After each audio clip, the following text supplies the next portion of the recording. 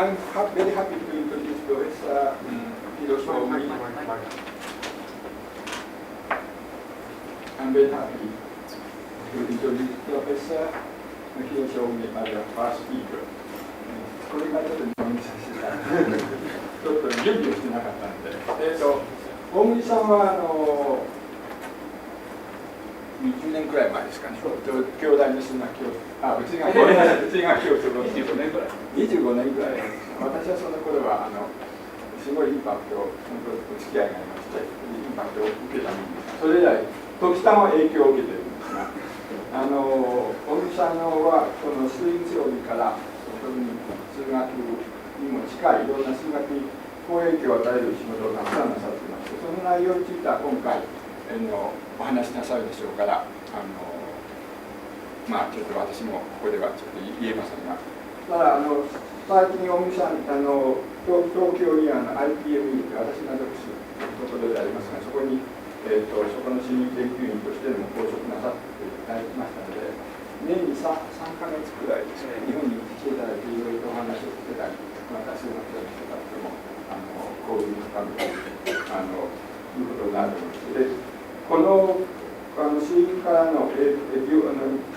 に機械の影響は非常にすごいものがあると思いまして、また数学から質因への影響もたくさんあると思うので、これからこの方面の発展が期待されるとともに、その概要というか、それを開拓者である大森さんにお話しいただいて、楽しみにしております。Thank you for the kind introduction. Can you hear me? Okay. So it's my great honor to give this set of lectures in honor of Professor Takagi. One disclosure is not that I'm not a mathematician. I do not prove theorems. But it is true that the search for fundamental laws of nature leads to various interesting conjecture in mathematics that mathematicians may try to prove. And also, it is true that we have been very much helped by tools developed by modern mathematics. So the interaction between physics and mathematics is as strong as ever. So I felt that maybe I can give some contribution to this set of lectures. I'm also honored to give this particular lecture, because actually Professor Takagi was one of the distinguished alumni of my high school.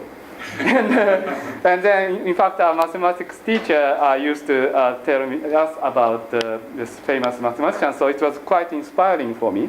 So I'm very particularly pleased to be able to give this lecture in honor of him. So I would like to today talk about how string theory bring in some new concepts in mathematics, and in particular the way to look at geometry. And before I'm going to discuss this subject, I felt that it is appropriate for me to say maybe spend the first 5 or 10 minutes discussing why physicists are interested in coming up with new way of looking at geometry. So I'm going to use some slide at the beginning and then go to Blackboard. So this is sort of what we view as the physical world. So we think that the physical world has hierarchical structure, which is that in each distance scale, there is a set of phenomena and rules governing each length scale. But at the same time, it appears that there is some kind of penetrating fundamental laws of nature that underlines all these phenomena. So I thought that probably it's useful to discuss that a little bit. So I'm going to use power of billions, and we'll see what I mean by that. You might have seen a movie called Power of 10. But if I do that, I have to spend a whole day discussing that. So instead, I shortcut it and discuss power of billions. So let's start with our human scale. So our height is roughly of order of meter. So if I go to billion times that, so billion meter. So what's a billion meter like? Billion meter is roughly the distance to the moon. So it's a radius of moon's orbit. So of course, it was Isaac Newton who discovered that the same set of law applies both the apple falling down from a tree and the moon orbiting around the Earth. So this was an amazing insight at the time, because before that, prevailing view was that there is a set of laws governing property phenomena on the earth, and there is another set of law governing heavens, where God resides. And so the insight of Newton that you can use the same set of law to describe these billions of different scale was very, very important. So this is justifiably regarded as the beginning of physics as we know it, because basically the idea of physicists is that there must be some set of laws that governs all the phenomena at all scales. So now let's go to the next billion. So billion and billion meter. So for the billion and billion meter, it is actually the distance to the center of a galaxy. And it is now known that at the center of galaxy there is a huge black hole of about 1 million times the mass of our sun. And so we'll actually see later in my lecture the importance of black hole in various aspects of string theory. So now let's go to one more billion. So if we go to billion times billion meter, what is like? Well, this is actually the distance to the edge of visible universe. Well, what we mean by that? You probably know that the speed of light is finite. It goes within a second. It goes around 7.5 times the Earth, around the Earth. And so that means that if you look at star far away, then it takes time for the light from the star to arrive to us. For example, if the star is 100 light years away, that means that we are looking at a star which it was like 100 years ago, because it takes 100 years for the light to travel from there. So that means that if you look at farther and farther in the sky, then you are looking at the past of the universe. And it is believed that the age of the universe is about 14 billion years. So that means that the light emitted about 14 billion years is arriving us, and the distance to that is billion times billion times billion meter. We cannot see beyond that because, in fact, before that epoch, the universe was filled with a big hot plasma of Big Bang, and so the light cannot penetrate through this plasma. So this means that this is as far as we can see using visible light. So physicists are now trying to see beyond that using gravitational waves and other things. But as far as light goes, this is as far as we can see in our conventional method. And so this is actually the light coming from 14 billion years ago, from the 10 to the 27 million meter away from us. And this is almost completely uniform radiation. But you see some fluctuation. But this is actually amplified. Because in fact, the universe is filled with this kind of radiation, which is a remnant of Big Bang. And but recent, very precise observation shows that there is some tiny fluctuation of tens of millions of the strength. So it's like 0.1 ppm fluctuation of the whole fluctuation. And astrophysicists then show that they can use this as a seed to make structure in universe. So that means that, for example, this spot is a little bit denser than this spot in terms of radiation. And this spot starts attracting masses. And that starts making galaxies, and then stars, and the rest of us. So this fluctuation is actually seed for all of us that we are here right now. And then where does that fluctuation come from?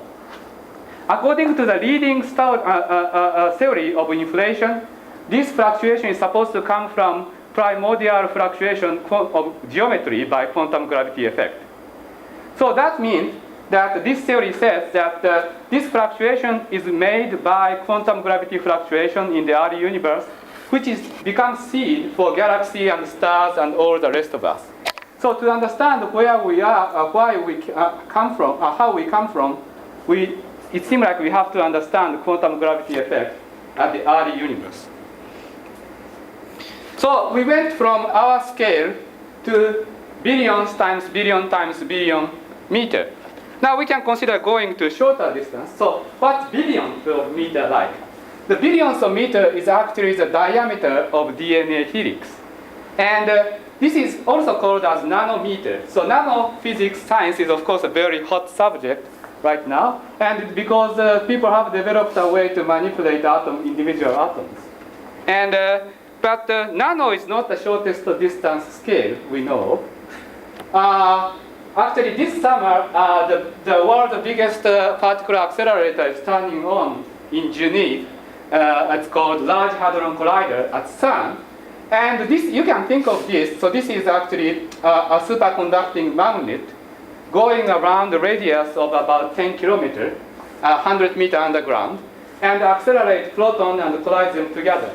You can think of this as some kind of microbe. So, and then it can see the distance of billions and billions times, billions and billions meters. And so this is the shortest distance we can probe by this accelerator. So nanoscale is not the shortest scale we can look at. We can look at actually nano scale. But we can theoretically try to go to much higher. So if you go to billions times billions times billions times billions meters, then we are at Planck scale, where we are going to see again unification of quantum gravity, quantum mechanics, and general relativity. So this is somewhat quite interesting. That if you go to the longest possible distance, you see that both quantum mechanics and general relativities are important, because it appears that this small fluctuation that we are seeing is caused by a primordial fluctuation of quantum fluctuation of geometry. Whereas if you go to the shortest distance, again, we see the convergence of quantum mechanics and general relativity. So at these two extreme ends, both quantum mechanics and general relativity becomes important. And so we want to understand what is a mathematical language that describes this kind of phenomena. So to see some kind of weirdness that appear in this shortest distance, let me say a few more words about physics at Planck length. So how physicists look at short distance? I said earlier that we use the accelerator to probe short distance. What do we mean by that? Well, if you learn quantum mechanics, you see that particles are also described by wave function. So protons and electrons are all waves. And each wave have wavelengths. And the faster the particles are, the shorter the wavelengths. And so if we want to probe physics at the length L, what you do is to prepare particle of wavelengths L and collide them together. And then they collide and do all kinds of things. And then this machine that I was showing over here, which is actually completed at border of Swiss and France. This is where the Large Hadron Collider is. It's about 10 kilometer diameter. This is Lake Leman. This is Mont Blanc. And the small white thing you can see over here is the Geneva Airport.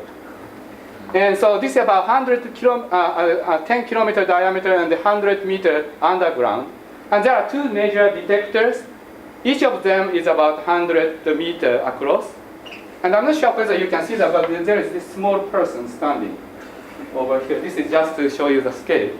So what this does is that accelerate these particles and collide them together, and then these are the machines that analyze what come out of this.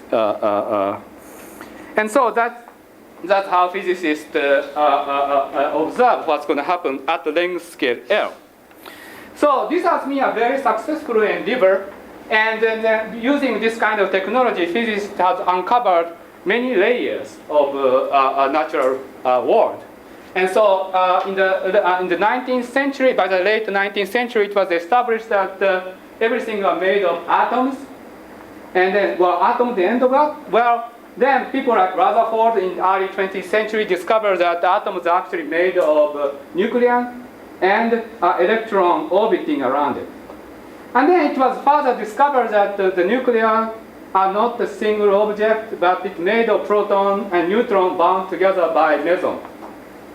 The proton, the end of it, well, it turns out that protons are not end of it. It's made of quarks, 3 quarks bound together by gluons. So you can naturally ask, well, does this go forever? Then quarks are made of something pre-quarks, and the pre-quarks are made of pre-pre-quarks, etc. So can this go forever? So that's a reasonable question. For government, it's an important question because it means that it's a question of whether they should continue funding this kind of accelerator. So suppose there is this very generous government, not on this earth, which funds us the biggest accelerator to probe distance of Planck scale. Well, can we see physics beyond the Planck scale? Does this go forever? So let's consider extreme cases. So what happens if you do that? Well, what happens is that if you consider particle of wavelength L comparable or shorter than Planck length, then when they collide together, the energy becomes so high. So instead of the scattering that we saw over on the previous slide, you form a black hole. And one of the things about black hole is that there is an event horizon surrounding this area. And in fact, the size of the event horizon grows as the energy grows. And then you cannot see anything inside of horizon, event horizon. So that means that the event horizon will conceal everything that's shorter than this scale. So the other way of saying it is that this kind of measurement will perturb geometry so much that fabric of space and time will be torn apart. And so you can think of this as some kind of new kind of uncertainty principle. For those of you who might have learned quantum mechanics in undergraduate, you might have seen Heisenberg's uncertainty principle, which says that you cannot simultaneously measure the position and momentum. There is a Planck constant which limits the accuracy of simultaneous measurement of position and momentum. But if you combine that with general relativity, you find a new kind of uncertainty principle, which says that you cannot probe the position at length shorter than the Planck length. And so, in some sense, so this is the end of it. You cannot probe distance shorter than that. So this is kind of, so you expect, therefore, that this is a very special distance where something completely new happens, that our notion of geometry should break down. So space and time do not exist beyond scale.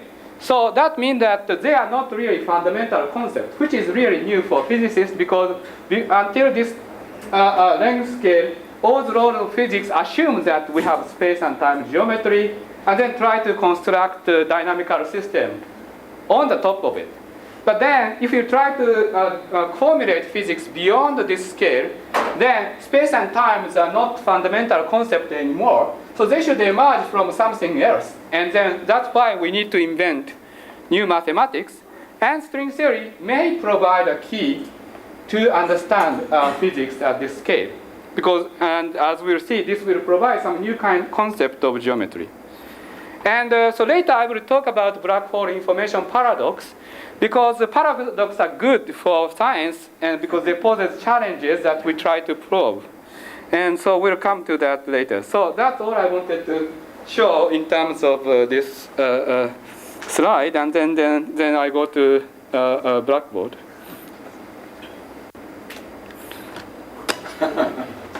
Okay? So I want to tell you about the string theory. And I have to admit that I'm not a mathematician, so some of what I'm going to say may not be well defined. Will not be well defined. May not be. I'm certain that it will not be well defined.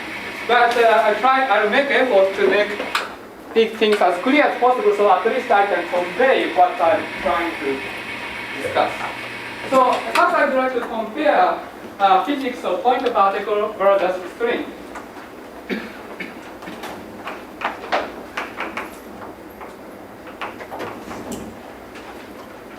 Before that, let me say a few words. So I think, although we have not accomplished it yet, but I think understanding geometry in terms of string would be very interesting, because I think the geometry we know so far are defined in terms of so point as a fundamental concept. If you look at the element of Ooguri, for example, he started out defining point as an object without any size.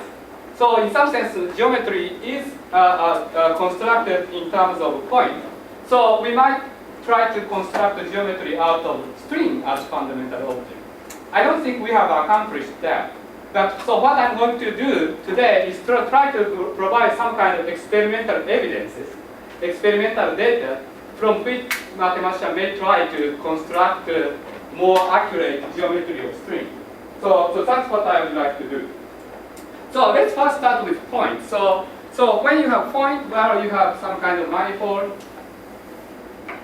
and you have a point x. And for physicists, one of the things that we would like to compute if you have some kind of point object is to compute a propagator. And one way for us to consider propagator is to consider 2 points on the manifold and to consider all possible paths connecting them. And then to define some kind of integral with some weight. So where x of t is a path connecting x to y. So I'm afraid that the first equation I'm writing is not well defined. But so in terms of physics, we sum over all possible paths connecting these 2 points, and this gives you a propagator. In this case, there is some reasonable way to regularize right-hand side, so that in the end you can show that this is actually a solution to equation like this.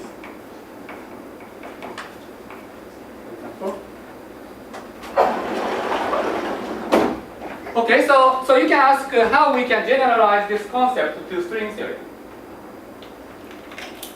Well, string is an extended object. So one thing you can consider doing is that if you have a point, 2 points, instead of connecting 2 points by a line curve, you can try connecting 2 points by a series of strings.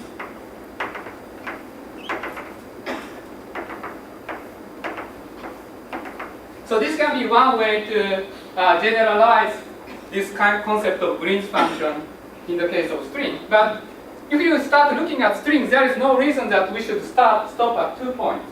So for example, you can consider different number of points, and you can still consider a single surface connecting them. And this can be a smooth surface. And then you see that if you do that, automatically the concept of interaction is appearing.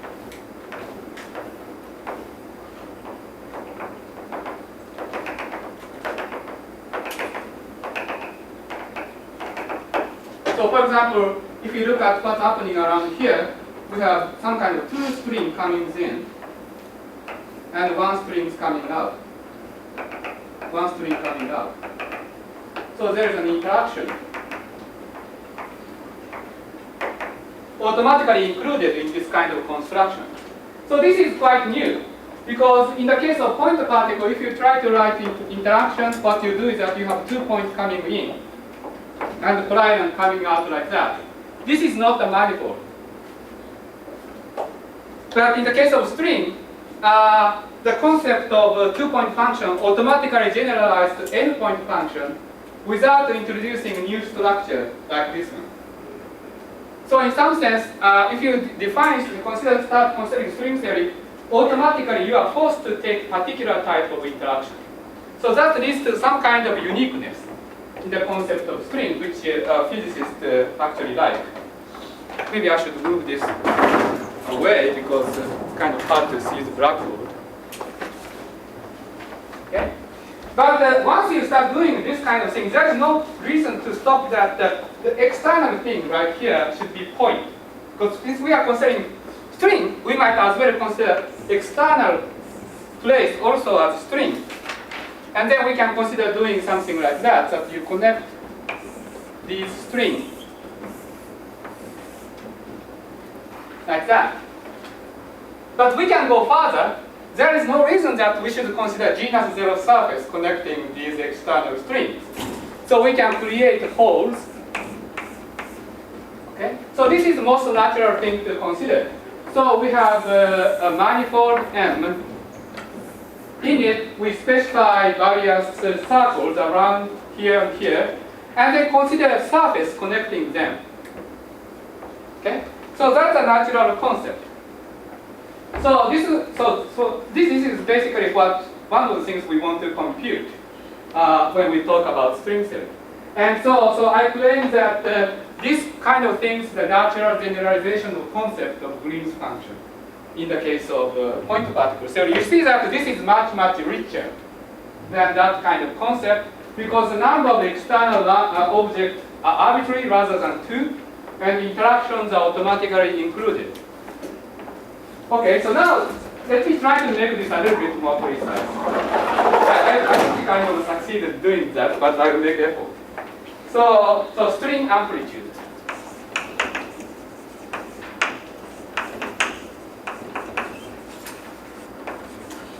So when we consider string theory, basically what I represent by this circle is a Hilbert space of conformal field theory. Okay, so let me try to describe what we mean by that. So conformal field theory in 2 dimensions. Okay, so conformal field theory in 2 dimensions has a so-called Virasoro algebra. So this is an infinite dimensional D algebra, affine D algebra of this type.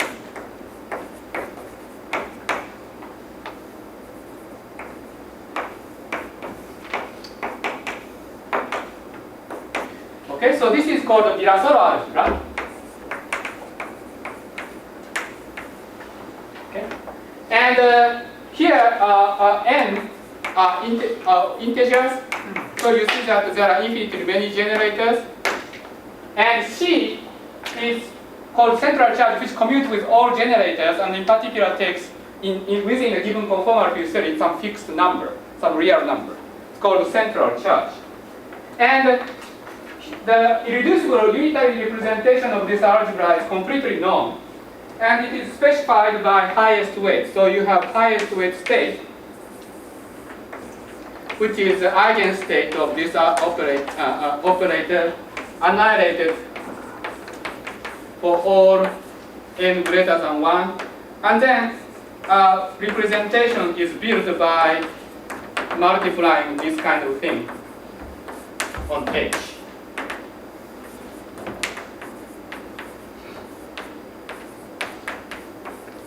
Okay, so this is a irreducible representation of Virasoro algebra. Okay, so the Hilbert space of conformal field theory is basically sum of a product of these things. Okay, so the reason we consider this kind of thing is that there are many examples of 2-dimensional quantum field theory for which Hilbert space has this kind of structure. Okay, now, so coming back to this, so how do we formulate this thing? Well, we're going to formulate this in the following way. So suppose, so basically conformal field theory is a functor. And functor in the following sense, that suppose you have a Riemann surface with 2 sets of boundaries. So you have a Riemann surface of genus G with n plus m boundaries, where these boundaries are supposed to be parameterized. So you have coordinate on the boundary, and you choose orientation of the boundary so that n of them are incoming and m of them are outgoing. Okay? So suppose you have such Riemann surface, then to it you can associate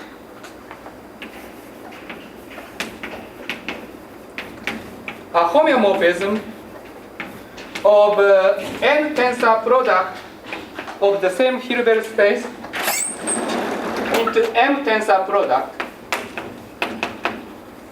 of the other Hilbert space. So, and then this is supposed to be functor, so that means that if you sort of do the gluing of this, then there must be the corresponding operation on the other side. So for example, you have to have property like if you have, say, simplest case when you have this, and then you have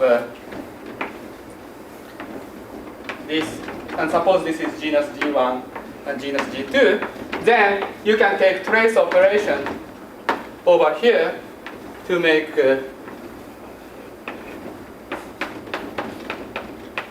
genus G1 plus G2 surfaces.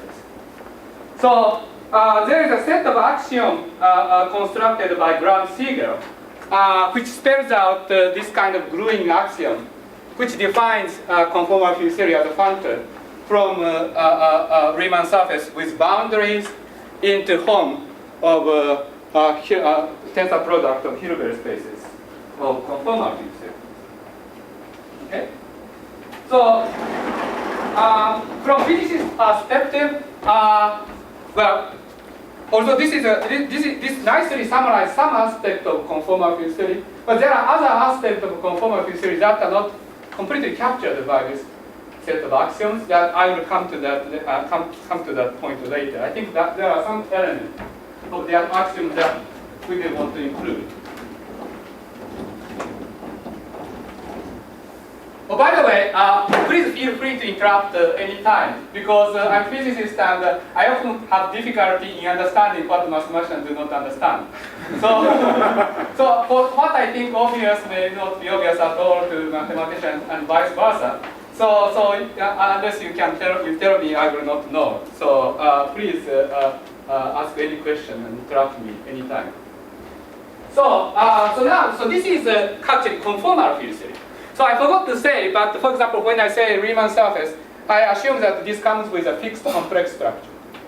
Okay, so you have surface with genus G with boundaries with some fixed complex structure with prescribed, so the parameterized boundary, and then that is supposed to give you this element, and that's the definition of conformal field theory. And then to define string theory,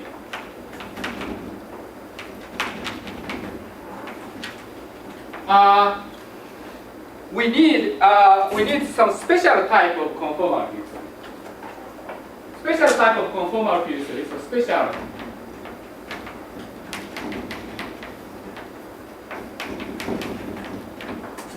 in the sense that these Virasoro algebras. Oh, first of all, I forgot to say, there is supposed to be some nilpotent operator acting on the Hilbert space. This is nilpotent. And we can assign degree 1 to this nilpotent operator such that these Virasoro generators are Q-trivial.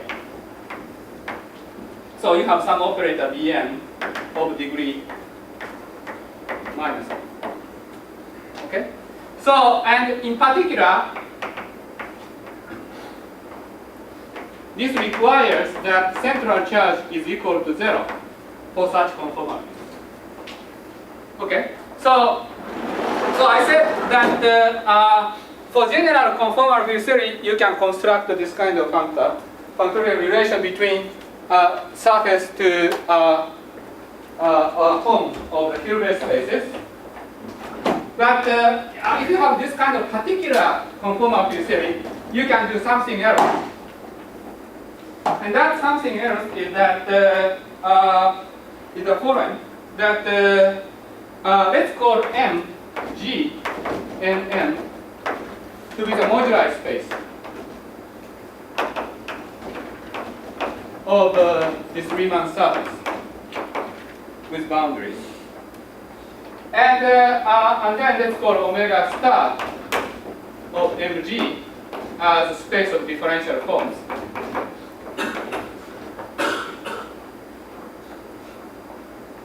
Okay? So then if you have this kind of particular conformal field theory, what we can do is that we can define differential form on this moduli space with value to the form of h to the m to the h to the m. And moreover, this thing is closed with respect to the operator, which is combination of exterior differential operator on the moduli space plus Q operator acting on the Hilbert space. you see that this omega is an element of differential form times this form. And then D can act on this space of differential form, and Q can act on the Hilbert space. And for given string theory of this type, there is a well-defined machinery in string theory to construct this kind of differential, this element. What structure do you assume on the modular space? This is the form structure you assume, or what's the form, what's the type of the form? So this form is a C-infinity, not homomorphic, only C-infinity. This is C-infinity. Okay. C-infinity differential form on the modular space. Thank you. And yeah, so basically you define some kind of correlation function of this conformal field theory, and there is a particular correlation function you can construct using this operator B, which gives you a natural differential form on the modular space. And in a particular nice situation, this gives you a measure on the modular space, and therefore you can integrate that object, and that is going to define for us this string amplitude. So namely, D is the integral or not? Sorry? Large D is the integral or not? Large D, so this is a differential. No. Large D is the integral, so D squared equals 0 or not? Oh yeah, D squared is 0. Okay. Excuse me, I forgot to say. D squared is 0. And this is called f of D. So you have n of this and m of this. In the general conformal field theory case, this does not have to be embedded in any manifold. These are just, so on this side you have n tensor product of the Hilbert space. On this side you have m tensor product of Hilbert space, and we have genus G. And then for this you have the definition of string amplitude, which is integral of modular space of this differential form. So this is sort of a rough definition of string theory amplitude.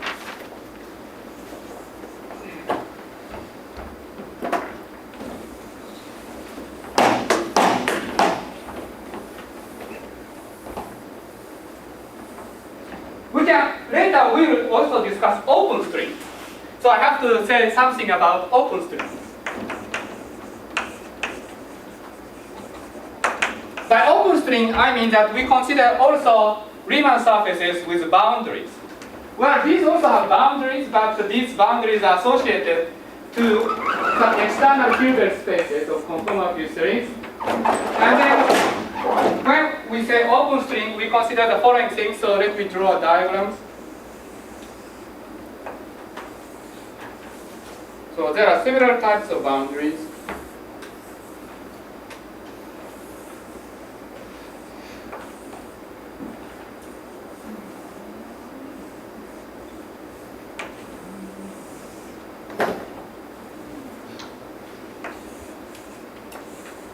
You see, I have done some practice before. So let me show you some boundaries. So these are the boundaries.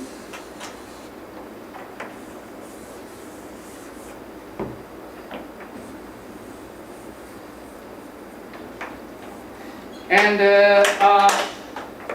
so I'm going to tell you about this red thing.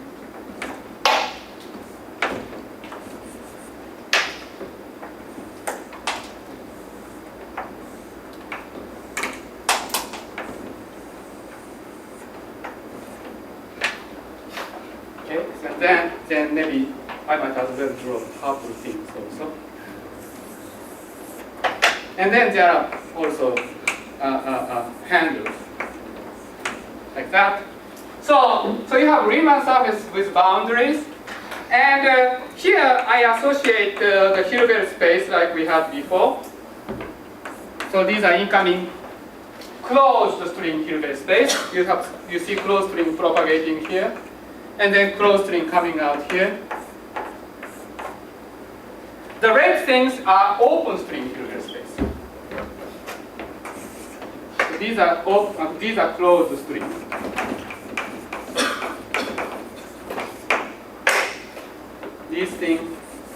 open string. So closed string is like that. So this thing is just propagating. Now you have open string. Open string is open, so you have two endpoints. So that means that we have to specify boundary conditions. So we try to come up with a set of boundary conditions.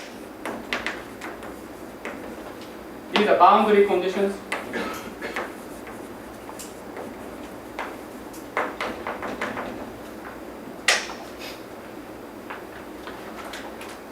So each open string comes with a pair of boundary conditions. For example, on this side you have boundary condition I, and on this side you have boundary condition J. For some twisted reason, physicists call them as D-branes. When you see in physics literature the name D-brane, this just means boundary conditions for open string.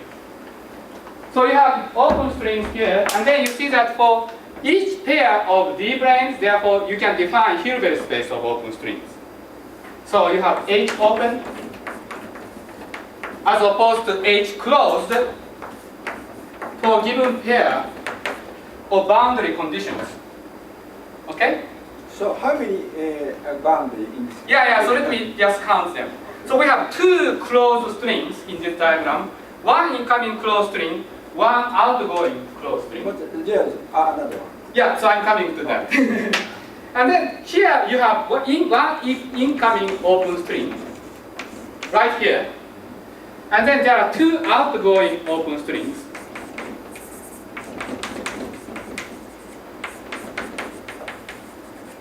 And then there are other things. Other things are D-brane boundary, the open string boundary condition. So for example, here you see open strings propagating. And on this side you have one boundary condition, and then on the other side you have another boundary condition. So this is supposed to, this end is supposed to be smooth.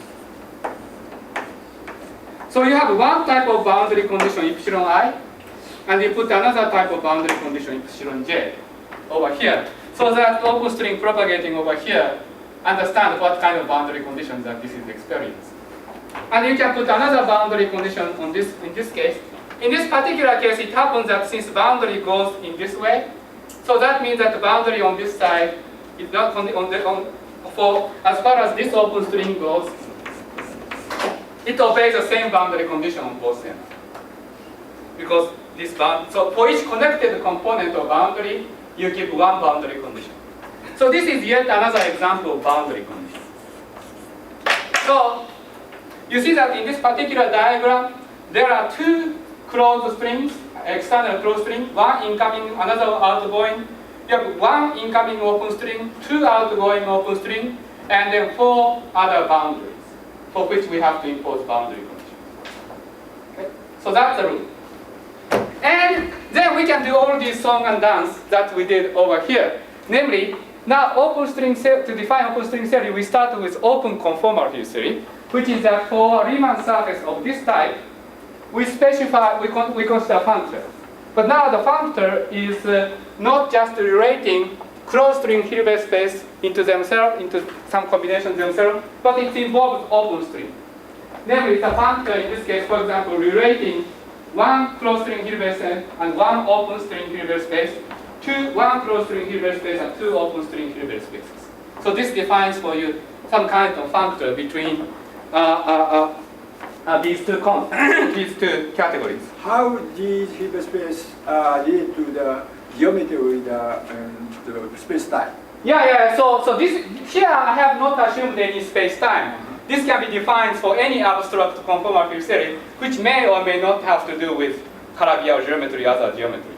But in a case when these are associated to Calabi-Yau geometry, for example, these boundary conditions may be related to, say, Lagrangian submanifold or holomorphic submanifold of Calabi-Yau spaces. So there are cases for particular realization of conformal field theory, these boundary conditions can be related to such geometric concept.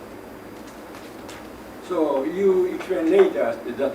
Yes, I will come if I have time. That is, I will come to some example of this kind of construction. And in fact, I think I'm coming to that right now. So these are general. So then we do the same thing. So we define functor, and then for special case when conformal theory has this property, we can in addition define a measure in the moduli space of Riemann surfaces with boundaries, and then we can integrate that to define string number. Any question? May I repeat the question of what Tsuya-san asked here? You gave two big picture comparison. Classical picture is just Newton-John test.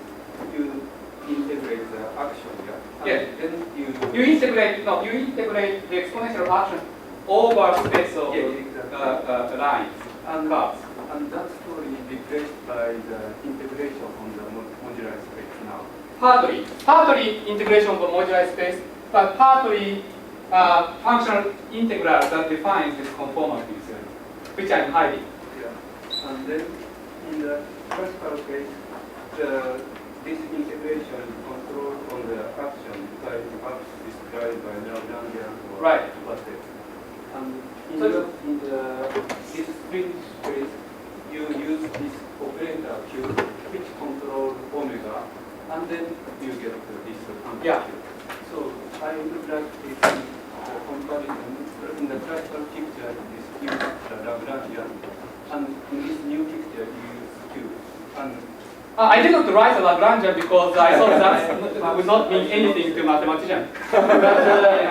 But in fact, I mean, what we have in the back of our mind is that for each of these conformal series there is a Lagrangian. That's implicit. And then, but I hide that under the Seager's axiom. Yeah. So in order to construct a particular functor, we use Lagrangian and functional integral and all these kind of things. exactly that I wanted. And then of course Q is a part of that story. So Q generates some kind of symmetry which keeps Lagrangian invariant. Yeah, since still some structure determine this structure. Still I miss. Yeah, I'm going to give you. Let me give you because I'm defining this abstractly. Without committing myself to a particular conformal theory. So indeed, given this question, it's appropriate to go on to a particular example where, if you wish, I can write down Lagrangian.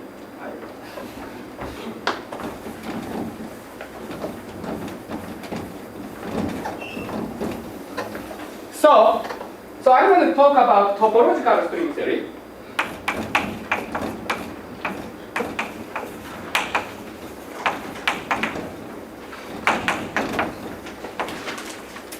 Which is a particular example of string theory that satisfies that requirement. That you have Q operator, which is nilpotent, central charge is 0. And topological string is defined, first of all, by extending Virasoro algebra. So remember I wrote the Virasoro algebra.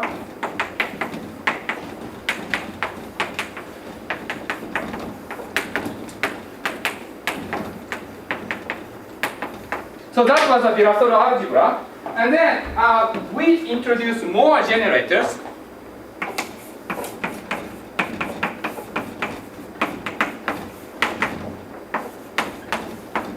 Where these brackets are anti-commutator rather than commutators.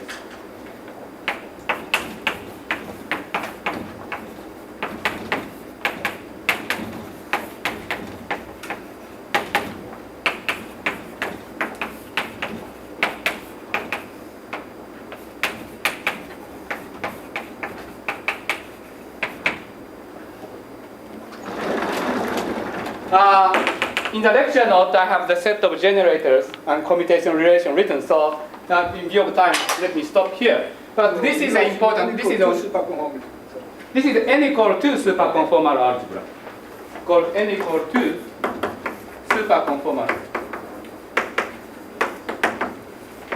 written in some particular basis. And one thing you noticed, which I didn't write correctly, is that indeed Virasoro generator is written as anti-commutator. In particular,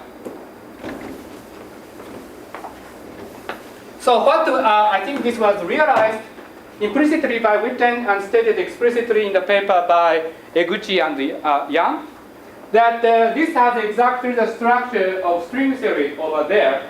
That is that if you look at a particular case of this commutation relation, you have this structure. So therefore, you can think of Q as G0 plus, and then B to be a half of Gn minus. And it has a desired structure to define string theory. Gn minus Gn, this is correct. Bn. Bn. Yes. And so this has a desired structure if I write it in this way. So, so you can define, therefore, string theory out of conformal field theory, which has this extended superconformal structure. And topological string, when we talk about topological string, we consider particular realization of this, which comes to the question that Saito-san was asking about. So you asked for Lagrangian, so I give you Lagrangian. So the Lagrangian is defined, first of all, in terms of the following things. So remember that in the case of point particle, we consider a path. And the path can be considered as a map from segment into a manifold. So naturally, in the case of string, what one would be considering, well, we'll be considering this kind of thing. So that means that we'll be considering genus G surface with boundaries, mapping that into the manifold, and which is X. So X is the map of this into the manifold M. So the natural Lagrangian or action we consider, which is an integral of Lagrangian over this Riemann surface. The basic part of this Lagrangian is basically del x bar. So namely del x absolute value squared. Okay? So that's the Lagrangian you are asking for. Right. So this is an example, particular example of this type. Now this is not complete because this by itself does not have this n equal 2 superconformal symmetry. So we have to add some fermions to complete the story.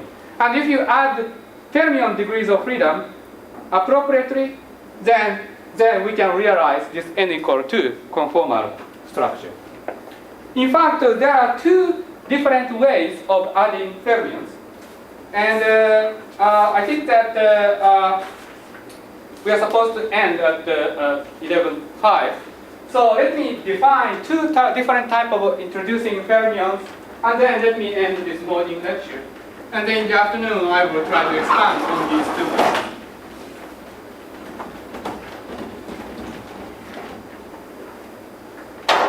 Okay, so A model. So I said that there is this X, which is a map from this Riemann surface into manifold. This does not have to be holomorphic. This is any kind of map. It can be degenerate or anything. And then I consider the following kind of. So we have Lagrangian, which start out with this. And then we add fermions. And the way we add fermion is dictated by symmetry. I try to add fermion so that this action has some kind of symmetry. Why we do need symmetry? Well, so some of you might know Natal theorem. Well, for mathematicians, Natal theorem means something else, but for physicists, when you say Natal theorem, that means the theorem that says that if you have a symmetry to dynamical systems, there is a conserved charge. That's probably not the most significant thing she did, but for physicists, that was very important. And so, therefore, Q is some symmetry, some charge.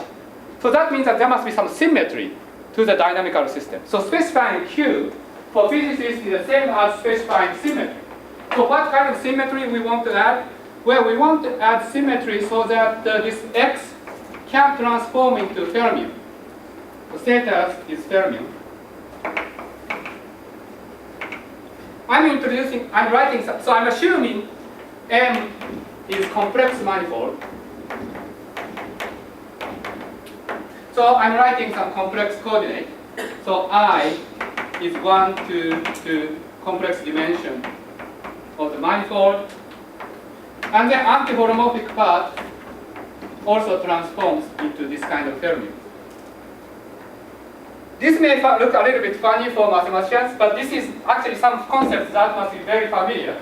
So X is a map, but let's assume for now, let's forget about that, and let's assume that X is actually some coordinate itself. Then this operation is nothing but external differential operation. Because so theta being fermion means that it's a Grassmann number. So suppose you have some kind of omega, which is omega I1, In, which is function of X, theta I1, theta In.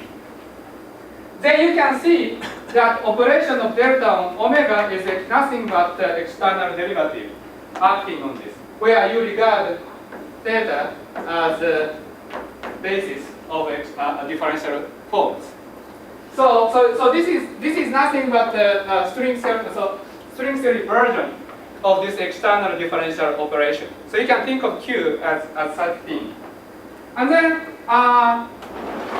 but when you have fermions, fermion wants to have partner. So we have to introduce partner to the fermion, which I write eta, which is also fermion.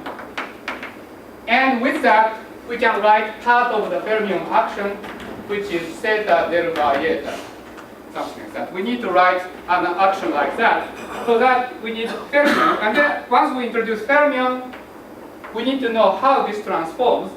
And it turns out that this transforms into derivative of x plus some other things, which is not so important for the purpose of discussion. And then this transforms into del of xi bar plus some other things. So this is A model.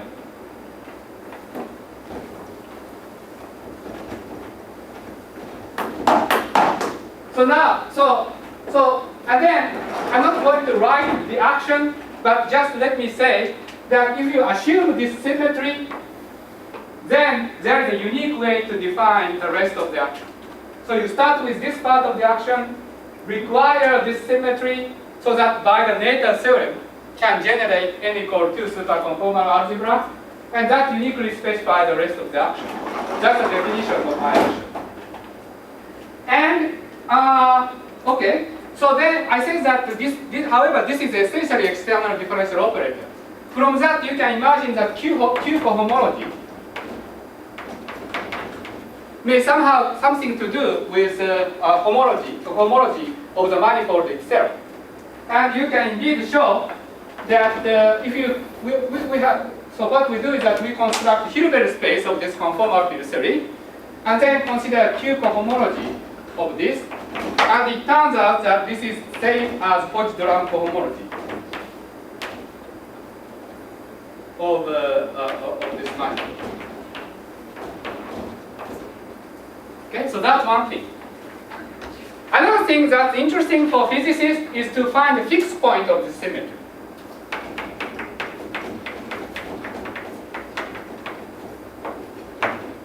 And so this is a symmetry acting on this dynamical system. And what is a fixed point of this symmetry? The reason fixed point is important is that there is some kind of fixed point theorem for functional integral. So functional integral is mathematically not well-defined thing, but in some lucky situation, there are cancellations taking place, and this infinite-dimensional functional space collapses to finite-dimensional integral. And that's when there is some kind of fixed point theorem acting on, working. And this is a particular example. It turns out that for nice computation, which is sort of invariant under this Q operation, only fixed point of this symmetry contribute to the functional integral. So what are the fixed points of this functional integral? Well, first of all, this theta, the fermion, has to be 0. And then this has to be 0. So that means that del bar of x is equal to 0. And that means that the fixed point of this Q symmetry consists of holomorphic map from Riemann surface to the manifold. And that actually is a connection of this story to the Gromov-Witten invariant. Basically, what happened is that if you consider this particular kind of conformal field theory and define string theory according to the prescription I gave, then only fixed point set contribute to the functional integral, and they are essentially holomorphic map. The space of holomorphic map is finite dimensional. So this infinite dimensional functional integral collapses to finite dimensional integral in the moduli space of holomorphic map from Riemann surface to the manifold equation. And so I know I'm running out of time, but let me just spend 2 more minutes to define B model. It's going to be easy because basically, essentially, we're going to repeat the same kind of story that we have a Lagrangian plus fermions. But we're going to define fermion, we're going to introduce fermion in slightly different way. And so we have, turns out that the holomorphic component of X is trivial, does not transform, and anti-holomorphic component transforms into theta bar. Okay, and then there is an analog of eta, which transforms into exterior derivative of the derivative of x, which means that both del and del bar. Okay, so that's the Q symmetry of B model, slightly different from that of A model. Which part is the difference? Sorry? Which part is the difference? Well, this part is different, and also this part is different. Because this is holomorphic, so this has both del xi and del bar xi in it. Okay, so that part is different. And you can show by exhaustion that these are the only possibilities that there are. So you see that in this case, x is not invariant, it's not transformed by x, but transforming. So you can see that instead Q symmetry is roughly like del bar in the target space, because x bar coordinate is transforming.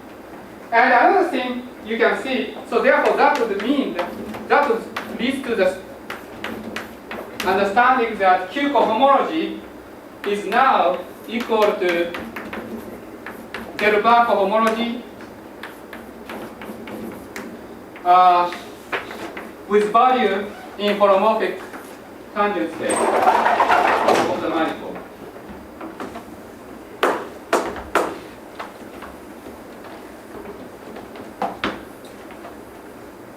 The final thing I want to say is about fixed points, which is sort of important in this particular case, because you see the enormous simplification in this case. Fixed point set means that the right-hand side of this transformation has to be 0, so which in particular means that del xi and del bar xi are both equal to 0. So what does it mean? Well, x is a map from Riemann surface to the manifold, and del bar of that is 0. So that means that x is actually a constant. Namely, you have this kind of Riemann surface, and that gets mapped to a point in the manifold. Okay? And then being constant field theory, that means we mean that we have to integrate over fixed point sets. What does integral over fixed point set mean? Well, fixed point is constant map, and constant map is parameterized by the image. So that means that functional integral of this infinite dimensional functional integral of this constant field theory collapses to integral over manifold. Okay, so therefore, this complicated functional integral, this nasty thing that you probably don't even want to look at, collapses to just ordinary integral in this finite dimensional target space manifold in this case. So that means that in the case of B model, most of the things that we talk about will reduce to classical geometry, such as, for example, period integral, Kodaira-Spencer theory, and those things are going to included in sort of related to this B model.